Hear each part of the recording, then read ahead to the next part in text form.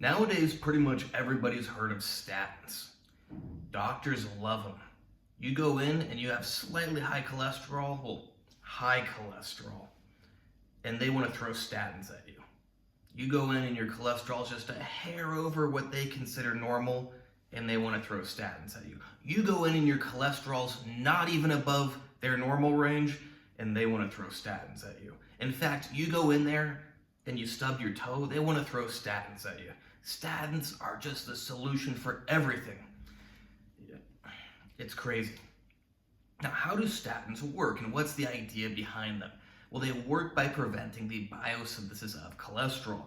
They inhibit an enzyme called HMG coenzyme A reductase. This is needed to synthesize cholesterol. The idea is if you get the cholesterol down low enough, none of it's going to build up in the walls of the blood vessels. And that is true. If you have nearly no cholesterol in your body, then there's almost no cholesterol to build up in the walls of the arteries. But that's an idiotic approach. Why? Because cholesterol is not the problem. It's part of a system that can lead to a problem. Cholesterol is necessary for atherosclerosis, but it is not the causative factor of atherosclerosis. What is? Now, we never know for sure. As time goes on, we always learn new things. But based on the current evidence, it is damage to the walls of the blood vessels, which is the original causative factor of plaque buildup. What happens is the walls get damaged, and cholesterol is used as a patch to patch it up, seal them, and make sure they're structurally intact. Now, they can get damaged by multiple different ways. High blood pressure, high blood sugar, reactive oxygen species. These are all ways that the walls can get damaged, and then the cholesterol is needed to go patch them up. Now, if you don't have cholesterol, well, then it can't end up patching up the walls. And that is the way doctors like to deal with things. Just get rid of cholesterol and then it doesn't end up in the walls, instead of addressing the root cause, which is the damage to the walls. Now, how do you address the high blood sugar, the high blood pressure, the oxidative stress?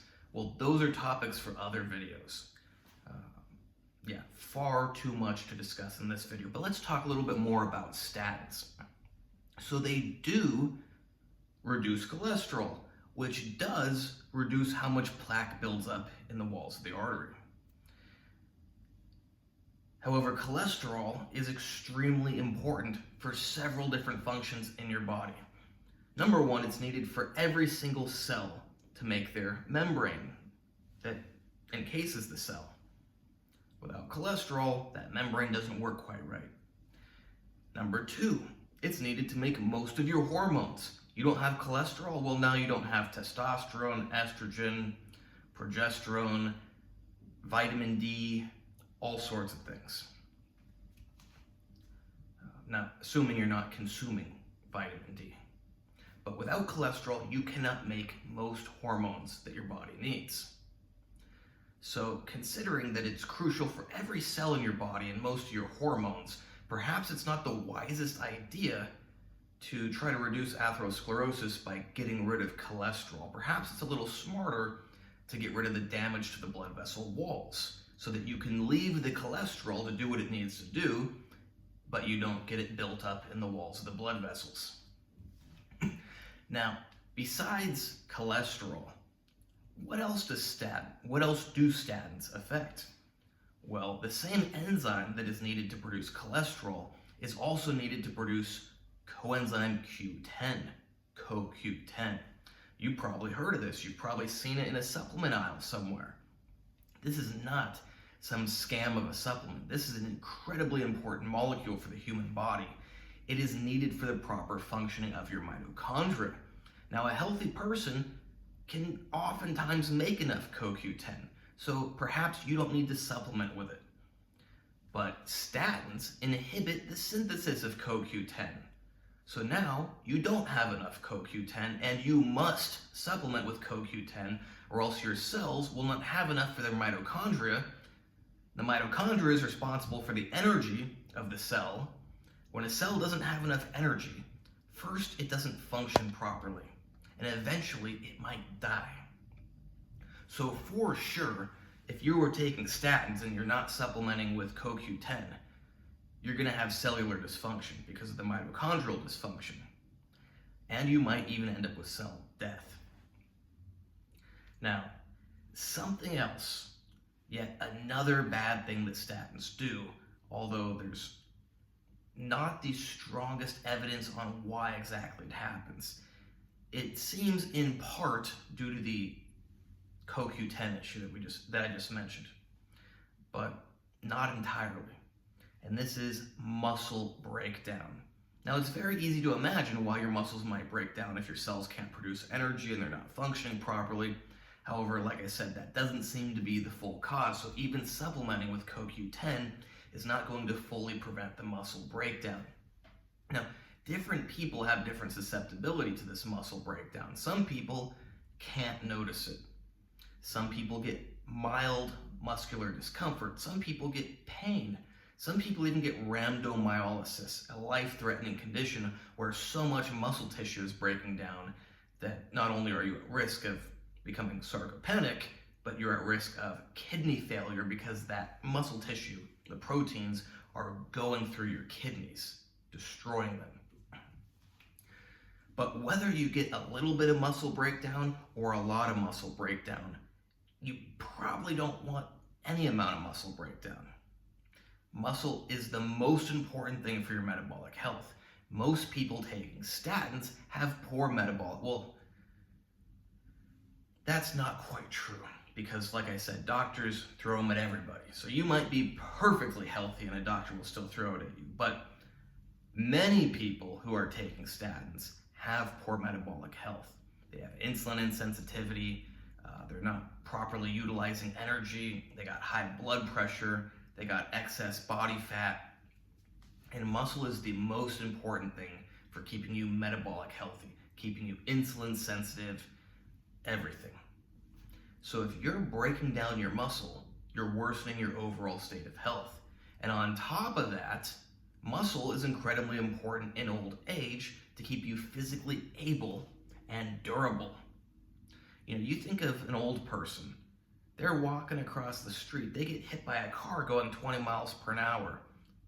That can be a life ender. Whether or not they die immediately, the injuries they sustain will most certainly drastically shorten their life.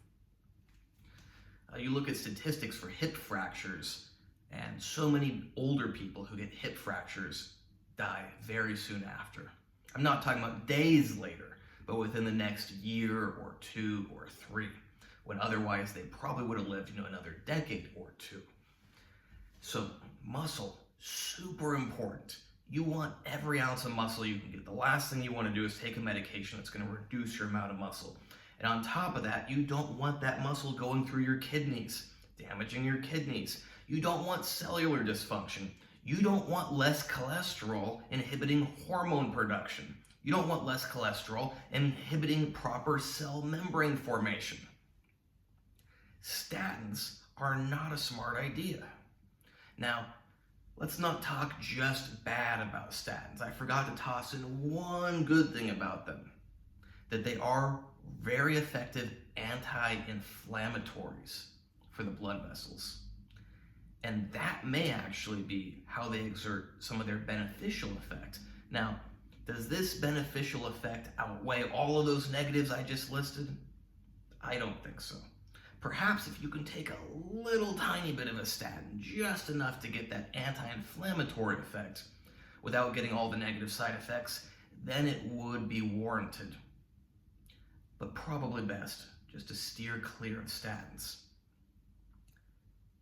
I'm not going to repeat everything I just said, but if you've watched this video and you still think it's a good idea to take statins, good luck for you. Now, there is a very small population of people that will benefit from statins. If your blood vessels are so clogged to the point where the next little speck of cholesterol that builds up and makes that plaque bigger is going to kill you, then you need to have your priorities straight. Probably your number one priority should be reducing the amount of cholesterol building up in those plaques. So if you need to take a statin, you need to take a statin. But for people that are not on the verge of death from clogged arteries, a statin is most likely not a smart idea. But you need to consult with your doctor, see what he or she says, and they'll probably go, oh no, statins are great, they're amazing for you. And then it's up to you to think for yourself.